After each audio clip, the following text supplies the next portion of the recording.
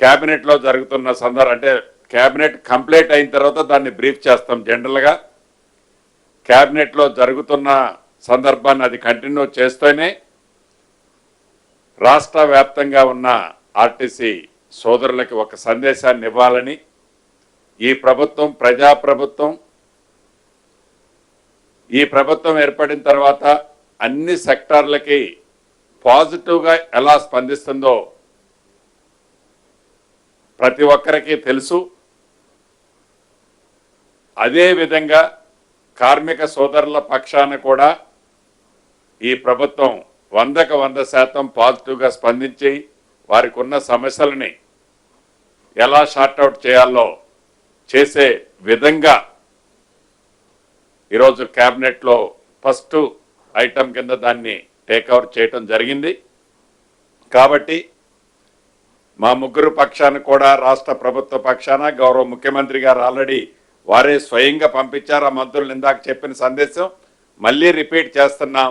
ఎక్కడా కూడా మీరు క్షణ ఆవేశానికి లోనై మీ మనసుల్లో ఎటువంటిది పెట్టుకోవాల్సిన అవసరం లేదు.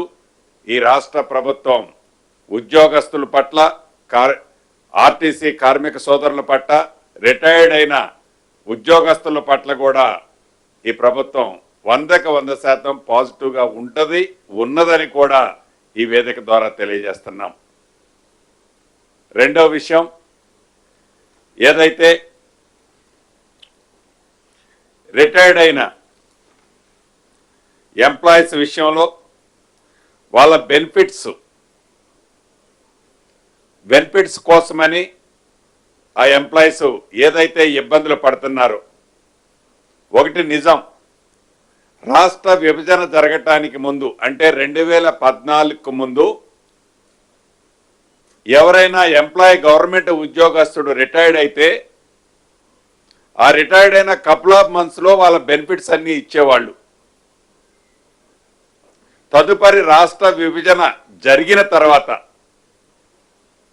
ఈ ప్రజాప్రభుత్వం వచ్చిన మొదటి సంవత్సరం మేము పెద్దగా ఇవ్వలేకపోయాం. కానీ ఈ గడిచిన 28 నెలలలో ఫస్ట్ 12 నెలలు వదిలేసి మిగిలిన 14-15 నెలలలో ప్రతి నెల యావరేజ్న 750 నుంచి 800 కోట్లు ఈ బెనిఫిట్స్ రిటైర్డ్ అయిన ఎంప్లాయీస్కి సంబంధించిన వారి బెనిఫిట్స్ని ఇస్తూ వస్తున్నాం.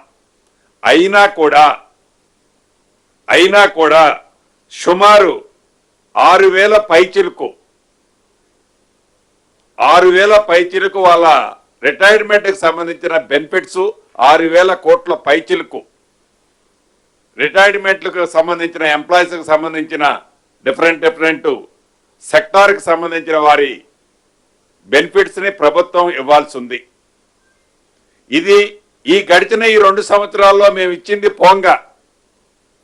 ఇదంతా కూడా ఆనాటి 10 సంవత్సరాల్లో అక్యూములేట్ అవుతూ వచ్చింది. అయినా కూడా ఇవ్వాల్సిన బాధ్యత ఇవాళ ప్రభుత్వంలో మేమున్నాం.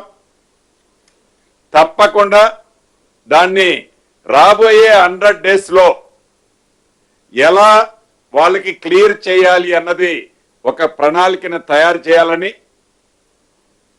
ఈ డిస్కషన్ సందర్భంగా కేబినెట్లోని నాతో పాటు ఉన్న సహచర మంత్రులు, మిగతా ముఖ్యులు ఎవరైతే కూర్చున్నారో వారంతా మేము ఇప్పుడు ఏవైతే శాలరీస్ తీసుకుంటున్నామో దాంట్లో ఒక 50% హోల్డ్ చేయండి,